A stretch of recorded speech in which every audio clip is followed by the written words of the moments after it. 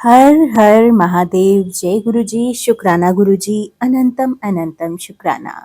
आइए संगत जी शिव पुराण के अगले अध्याय की तरफ चलते हैं, जिसमें आज हम जानेंगे कि शैव दर्शन के अनुसार शिव तत्व, जगत प्रपंच और जीव तत्व के विषय में विशद विवेचन तथा शिव से जीव और जगत की अभिन्न अभिन्नता का प्रतिपादन। तदंतर उत्तम श्रेष्ठ पद्धति का वर्णन करके सृष्टि स्थित और संहार सबको शक्तिमान शिव हुए।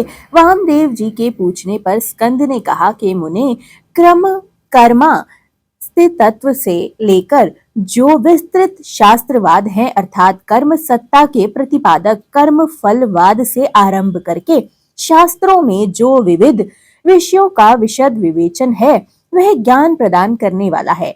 अतः ज्ञानवान पुरुष को विवेक पूर्वक इसका श्रवण करना ही चाहिए। तुमने जिन शिष्यों को उपदेश दिया है, उनमें से कौन तुम्हारे समान है? वे अधम शिष्य आज भी अन्याय शास्त्रों में ही भटक रहे हैं। अनीश्वरवादी दर्शनों के चक्कर में पड़कर मोहित हो रहे हैं। 6 मुनियों ने उन्हें श्राप दे रखा है, क्योंकि पहले वे शिव की निंदा किया करते थे।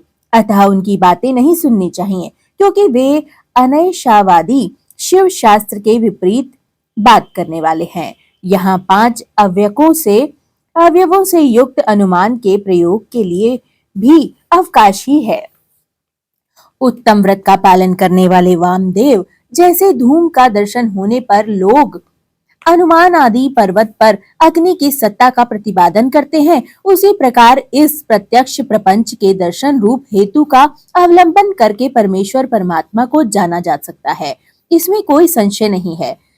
यह विश्व स्त्री पुरुष के पुरुष रूप है, ऐसा प्रत्यक्ष ही देखा जा सकता है। 6 कोश रूप जो शरीर है, उसमें आदि के 3 माता के अंश से उत्पन्न हुए हैं और अंतिम 3 पिता के अंश से। यह श्रुति का कथन है। इस प्रकार सभी शरीर में स्त्री पुरुष भाव को जानने वाले लोग हैं। मुने विद्वानों ने परमात्मा में भी स्त्री पुरुष भाव को जाना है। श्रुति कहती है, पार ब्रह्म परमात्मा सत चित और आनंद रूप है। असत प्रपंच को निवृत्त करने वाला शब्द ही सद्रूप कहा गया है। चित्त शब्द से जड़ जगत की निवृत्ति की जाती है। यद्यपि सत शब्द तीनों लिंगों में विद्यमान है, तथापि यहाँ पार ब्रह्म परमात्मा के अर्थ में पुल्लिंग सत्य शब्द को ही ग्रहण करना चाहिए। वह सत्य शब्द प्रकाश का वाचक है। सन प्रकाशः, सन शब्द प्रकाश स्पष्ट रूप से प्रकाश का वाचक है। परमात्मा में जो सत्ता या प्रकाश रूपता है, वह उसके पुत्र और पुरुष भाव को सूचित करता है। ज्ञान शब्द का पर्यायवाची जो चित्त शब्द है, वह स्त्रीलिंग है, अर्थात परमात्मा में चित्त द्रुपता उसके स्त्री भाव को सूचित करता है। प्रकाश और चित्त ये दोनों जगत के कारण भाव हैं, उन्हीं से प्राप्त हुए हैं। इसी प्रकार सच्चिदात्मा परमेश्वर भी जब जगत के कारण भाव को प्राप्त होते हैं, तब उन एकमात्र परमात्मा में ही शिव भाव और शक्ति भाव का भेद किया जा सकता है।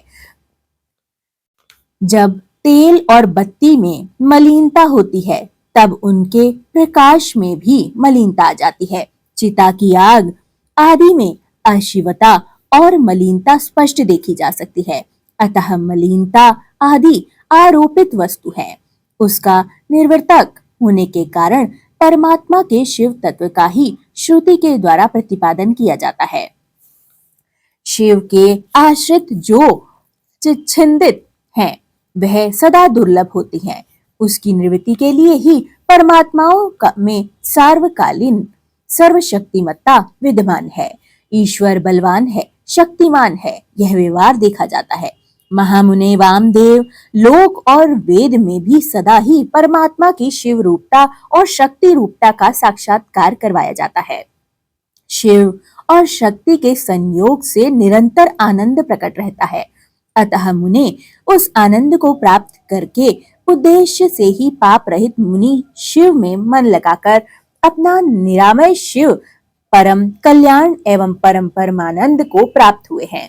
उपनिषदों में शिव और शक्ति को ही सर्वात्मा एवं ब्रह्मा कहा गया है। ब्रह्म शब्द से वहित धात्विकता, व्यापकता एवं सर्वात्मकता ही प्रतिपादित होती है। शंभु नामक विग्रह में वृण तत्व और बृह तत्व, व्यापकता एवं विशालता नित्य विद्यमान है। सदोजात आदि पंच ब्रह्ममय शिव विग्रह में विश्व की प्रतीति ब्रह्मा शब्द से ही कही गई है। वामदेव हंसः पद को उल्टा यानी उलट कर देखने से सोहम पद निकलता है। उसमें प्रणव का वाकट्य कैसे होता है, प्राकट्य कैसे होता है, वह तुम्हारे स्नेहवश मैं बता रहा हूं, सावधान होकर सुनो।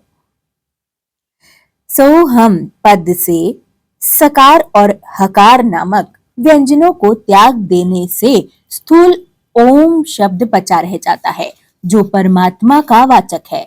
तत्वदर्शी मुनि कहते हैं कि उसे महामंत्र स्वरूप जानना चाहिए। उससे जो सूक्ष्म महामंत्र है उसका उद्धार मैं तुम्हें बता रहा हूँ। हंसः पद में 3 अक्षर हैं, ह, अ और स। इन तीनों में जो अ है वह 15वें अनुस्वार और 16वें विसर्ग से विसर्ग से के साथ है। सकार के साथ जो अ है वह विसर्ग सहित है। वह यदि सकार के साथ ही उठकर हंग के आदि में चला जाए तो हंसः के विपरीत सो हम, यह मंत्र महामंत्र हो जाएगा। इससे जो सकार है वह शिव का वाचक है, अर्थात शिव ही सकार के अर्थ माने गए हैं। शक्त्यात्मक शिव ही इस महामंत्र के वाच्यार्थ हैं। यह विद्वानों का निर्णय है। गुरु जब शिष्य को इस महामंत्र का उपदेश देते हैं तब सोहम पद से उसको शक्त्यात्मक शिव का बोध कराना अभिष्ट होता है, अर्थात वह यह अनुभव करे कि मैं शक्त्यात्मक शिव स्वरूप हूँ। इस प्रकार जब यह महामंत्र जीव परक होता है, अर्थात जीव की शिव रूपता का बोध कराता है, तब पशु जीव अपने को शक्त्यात्मक एवं शिव का अंश जानकर शिव के साथ अपनी एकता सिद्ध हो जाने से शिव की समता के भागी हो जाते हैं। अब श्रुति के प्रज्ञान ब्रह्म इस वाक्य में जो प्रज्ञानम पद आया है उसके अर्थ को दिखाया जाता है। प्रज्ञान शब्द चैतन्य का पर्याय है, इसमें संशय नहीं है। मुने शिव सूत्र में यह कहा गया है कि चैतन्यम आत्मा, अर्थात आत्मा ब्रह्मा या परमात्मा चैतन्य रूप है। चैतन्य शब्द से यह सूचित होता है कि जिसमें विश्व का संपूर्ण ज्ञान तथा स्वतंत्रता पूर्वक जगत के निर्माण की क्रिया तथा स्वतंत्रता पूर्वक इस क्रिया का स्वभावतः विद्यमान है, उसी को आत्मा या परमात्मा कहा गया है। इस प्रकार मैंने यहाँ शिव सूत्रों की व्याख्या कर दी है। ज्ञानम बंधनः, यह दूसरा शिव सूत्र है जिससे पशु वर्ग जीव समुदाय का लक्षण बताया जाता है। इस सूत्र में आदि पद ज्ञानम के द्वारा किंचित मात्र ज्ञान तथा क्रिया का होना ही जीव का लक्षण कहा गया है। यह ज्ञान और क्रिया पराशक्ति का उत्तम स्पंदन है। कृष्ण यजुर्वेद की श्वेताश्वतर शाखा का अध्ययन करने वाले विद्वानों ने स्वाभिमानी की ज्ञान बल क्रिया च इस श्रुति के द्वारा इसकी पराशक्ति का प्रसन्नता पूर्वक सत्वन किया है। भगवान शंकर की 3 दृष्टियां मानी गई हैं, ज्ञान, क्रिया और इच्छा रूप। ये तीनों दृष्टियां जीवों के मन में स्थित हो इंद्र यज्ञ गोचर देह में प्रवेश करके जीव स्वरूप में सदा जानती और करती हैं। अतः यह दृष्टि त्रयंत रूप जीव परमात्मा परमेश्वर का स्वरूप ही है। जैसे निश्चित सिद्धांत है, अब मैं जगत प्रपंच के साथ प्रणव की एकता का बोध करने वाले प्रपंचार्थ का वर्णन करूंगा। हर हर महादेव। जय गुरुजी। शुक्राना गुरुजी। अनंतम अनंतम शुक्राना।